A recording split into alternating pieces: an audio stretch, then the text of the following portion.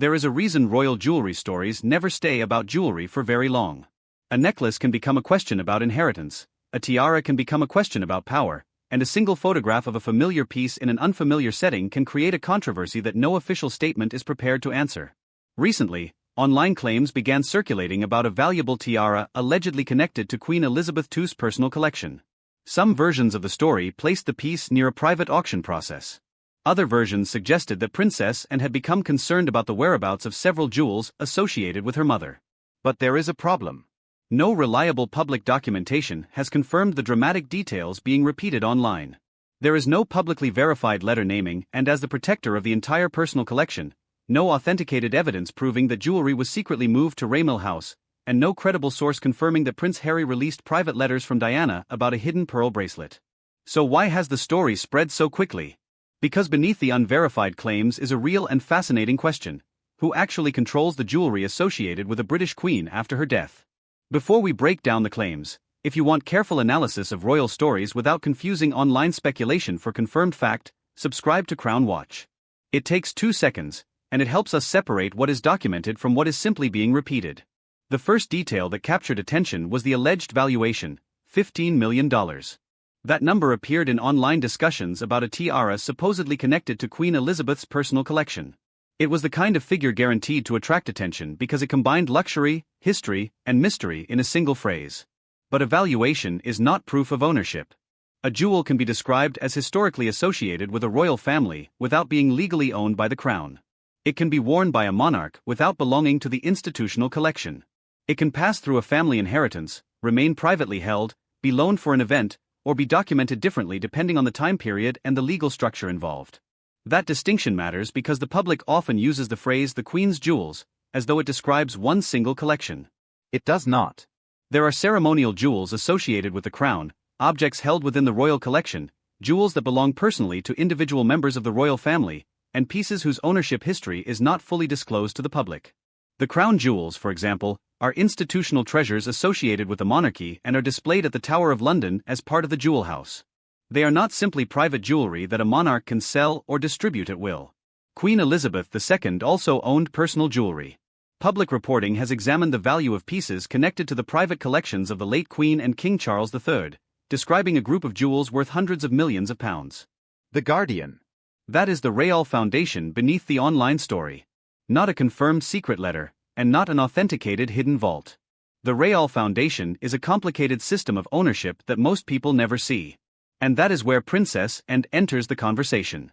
And has long been viewed by the public as one of the most disciplined members of the royal family. Her working schedule, public image, and relationship with royal tradition have made her a natural character for stories about responsibility and continuity. That does not mean she was officially appointed guardian of Queen Elizabeth's personal jewelry. No reliable source located for this analysis confirms such an appointment. But the idea feels believable to audiences because it fits the image already associated with Anne. She is often portrayed as the family member who values duty over performance, process over publicity, and continuity over personal advantage. The online narrative takes that existing image and builds an entire investigation around it. According to the story, Anne supposedly noticed that a tiara was not where it was expected to be. Then, according to the same unverified version, she began asking about other pieces, a brooch, a necklace, and a choker connected to different moments in Queen Elizabeth's public life. That progression is dramatically effective because it converts a single alleged discrepancy into a pattern. But a missing item in an inventory is not automatically evidence of theft, concealment, or unauthorized sale.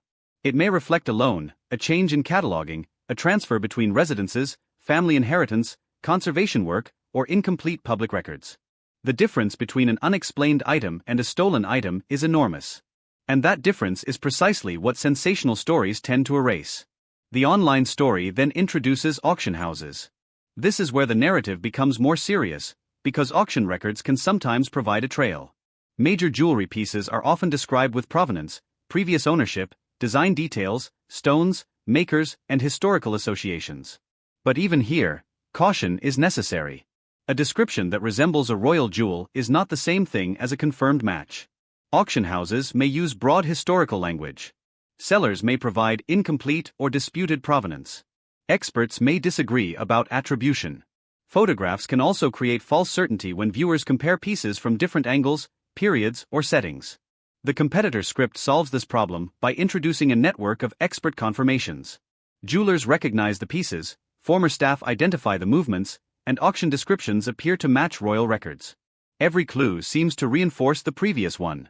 That is an excellent storytelling mechanism, but it is not a substitute for evidence. In a responsible version of this story, the language must remain conditional. A piece may resemble a jewel associated with the late queen. An auction listing may prompt questions about provenance. A photograph may deserve examination by an independent expert. But until the match is authenticated, it remains a question. The most dramatic part of the online story involves Mill House. The claim suggests that jewelry was transported from Clarence House to Queen Camilla's private residence and placed in a hidden vault outside institutional oversight. There is no reliable public documentation confirming that this happened. The location is nevertheless used very effectively in the story because it represents private power. Clarence House stands for the visible royal household, while Mill House is presented as the hidden counterpart, a place where records disappear and official scrutiny supposedly ends. This is a familiar conspiracy structure. The story creates two worlds: the public palace, where official records exist, and the private residence, where the truth is allegedly hidden. Once the audience accepts that contrast, every undocumented detail begins to feel like evidence. Silence becomes suspicious, missing records become proof of concealment, and an alleged staff member becomes a secret witness. The real question should be much more modest. If a royal jewel changes location, what records would normally exist? Would there be a loan document, a household inventory, a conservator's report, a private ownership record, or a legal transfer? Those are the questions an actual investigation would need to answer. Then the story introduces the alleged letter from Queen Elizabeth. This is the narrative's most powerful device because a letter feels more personal than an inventory and more decisive than a rumor. The letter is described as being found among the late Queen's papers. It supposedly names Princess and as the person responsible for protecting the personal collection and draws a boundary around Queen Camilla's access to the jewelry. But no authenticated copy of such a letter has been publicly established. That matters enormously. A letter allegedly written by a deceased monarch cannot be treated as fact simply because the wording sounds plausible. Its handwriting would need authentication, its date would need examination, its legal meaning would need interpretation, and the surrounding estate documents would need to be reviewed. Even then, a personal instruction might not automatically override a will, trust arrangement, or established ownership structure. This is the point where the competitor's script crosses from dramatic speculation into fabricated certainty. It does not say that a letter may exist. It says the letter was found, delivered, opened, and read. That is a complete sequence of events presented without verifiable evidence. A responsible script can still use the letter as a hypothetical device, but it must label it clearly. If such a letter existed, it could raise questions about Elizabeth's personal wishes. But no reliable public source has authenticated one. The online narrative then introduces Queen Camilla. Camilla is portrayed as someone who quietly reframes Anne's concerns as emotional instability. This is an effective antagonist construction because it avoids an obvious confrontation. Camilla does not allegedly deny everything. Instead, she questions Anne's state of mind. Again, there is no reliable evidence confirming that this conversation occurred. But as a storytelling technique, it works because it creates a conflict between two forms of power. And represents documentary power, records, dates, inventories, photographs, and provenance. Camilla represents narrative power, interpretation, private conversations, personal influence, and control over timing. The story suggests that Anne has the facts while Camilla controls the room. That is a strong dramatic imbalance, but it is also potentially defamatory when applied to living people as though it were a verified event. Claims about someone's emotional condition, motives, or secret conduct should never be presented as established without strong evidence. The safer version is to say that the online narrative imagines a conflict in which Anne represents accountability and Camilla represents discretion.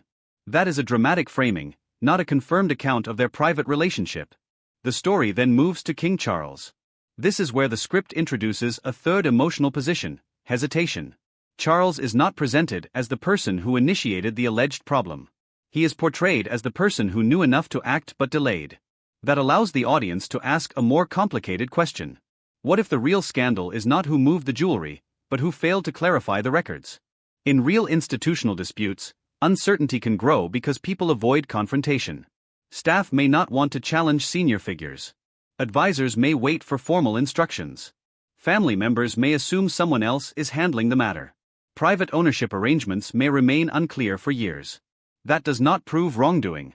But it does explain why disputes around royal possessions can become emotionally charged. The monarchy depends heavily on continuity. The public expects its history to be preserved. When records appear incomplete, people do not see an ordinary administrative problem. They see a possible threat to the story of the institution itself. Then the online narrative brings Diana into the story. This is the moment when the emotional temperature changes completely. A piece of jewelry connected to Diana carries a different kind of public meaning. Her clothing, accessories, and personal possessions remain part of a global visual archive. People remember where she wore them, who gave them to her, and what they represented during the most closely watched years of her life. But the specific claim about Diana's pearl bracelet, a private agreement with Queen Elizabeth, and letters later released by Prince Harry is not confirmed by the reliable sources located for this analysis. No authenticated release matching that narrative has been identified. No reliable evidence shows that Harry published private correspondence to expose a jewelry dispute. No public documentation establishes that the bracelet was secretly stored at Raymill House. Those details should not be repeated as fact. The emotional truth is easier to understand than the factual claim. People are highly protective of Diana's memory. When a story places one of her possessions inside an alleged secret transfer, audiences immediately interpret the event as betrayal. That emotional reaction may be real even when the underlying story is unverified. The competitor script's final act is a private confrontation at Balmoral. This location is chosen because it carries the memory of Queen Elizabeth. The setting is not merely scenic. It functions as moral territory. The alleged meeting includes Camilla, Charles, an evidence folder, the supposed letter, and a demand that the jewelry be returned. The story reaches its climax not through a public speech, but through silence. And supposedly places the letter on a table and allows the handwriting to speak for itself. That is excellent cinematic writing. It gives the audience a physical object that resolves the entire argument. But again, it is fiction unless independently verified. No reliable source confirms the meeting, no public record confirms that Balmoral was used for such a confrontation, and no evidence establishes that the alleged jewelry was returned afterward. The safer and more accurate ending is not to claim a secret family settlement. It is to explain what a genuine resolution would require: authenticated ownership records, independent provenance research, legal review, transparent cataloging, confirmation from the relevant auction house, and a formal statement if institutional property were involved. The reason this story continues to circulate is not necessarily that every detail is true. It is because every detail has been designed to answer an emotional desire. The audience wants Queen Elizabeth's legacy protected. They want Princess Anne to be the person who asks difficult questions. They want the royal family's private world to contain a hidden struggle over responsibility. They want Diana's memory to be defended. And they want the final outcome to restore order. Those are powerful story needs. But storytelling needs are not evidence. The documented picture is more restrained. Queen Elizabeth had personal jewelry, while other jewels were connected to the crown or broader royal collection structures. The value and ownership of royal possessions have attracted public interest for years. The precise distribution of privately held jewels after a royal death is not always fully transparent to the public. The Guardian. That uncertainty creates room for speculation. It does not confirm a secret letter, a hidden vault, an internal theft investigation, or a confrontation between Princess Anne and Queen Camilla. So the real question is not whether a viral story can make a missing tiara sound like a constitutional crisis. It clearly can. The real question is whether the public will be shown enough evidence to distinguish a private inheritance matter from an institutional scandal. If a valuable tiara truly appeared in an auction listing, the key issue would be provenance. Who consigned it? What ownership documents were provided? Was the piece authenticated? Was it withdrawn because of a dispute, a documentation problem, or simply a seller's decision? If several jewels were genuinely missing from a private inventory, the key issue would be cataloging. Were the pieces loaned? Were they being conserved? Had ownership transferred through an estate? Were the records incomplete? And if a letter from Queen Elizabeth existed, the key issue would be authentication. Not dramatic narration, not anonymous posts, and not a thumbnail promising a royal collapse. The handwriting, date, context, legal meaning, and surrounding documents would all matter. Until those questions are answered, the $15 million tiara story should be treated as an online allegation rather than established royal news. That does not make the subject uninteresting. In fact, the truth may be more revealing than the rumor. The story of royal jewelry is a story about the difference between personal possession and public symbolism. A jewel may belong to one person while representing an entire reign. It may be legally private but emotionally public. It may be inherited by a family member while remaining part of a national visual memory. That is why every royal necklace, brooch, and tiara carries two histories. The first is the legal history, who owns it. The second is the emotional history, what the public believes it means. And when those two histories collide, even a small piece of jewelry can become a much larger question about trust. Princess Anne does not need a secret letter to be associated with duty. Queen Camilla does not need to be accused of hiding jewelry for the public to question how royal possessions are managed. King Charles does not need to be placed inside an imaginary private meeting for the monarchy's transparency problem to be worth examining. And Diana's memory does not need a fabricated correspondence scandal to remain powerful. The most responsible conclusion is also the simplest. The online story has dramatic structure, but its central events remain unverified. Until reliable evidence appears, the tiara is not proof of a hidden palace operation. The alleged letter is not an established document. Raymil House is not confirmed as a secret jewelry vault. And Prince Harry's alleged release of Diana's private letters should not be presented as fact. What can be confirmed is that royal jewelry exists within overlapping categories of personal ownership, institutional custody, family inheritance, and public symbolism. That distinction between what belongs to a person, what belongs to the crown, and what belongs to history, may be the real royal jewelry mystery. Because sometimes the most important question is not who wore the jewel last. It is who had the legal right to decide where it went next.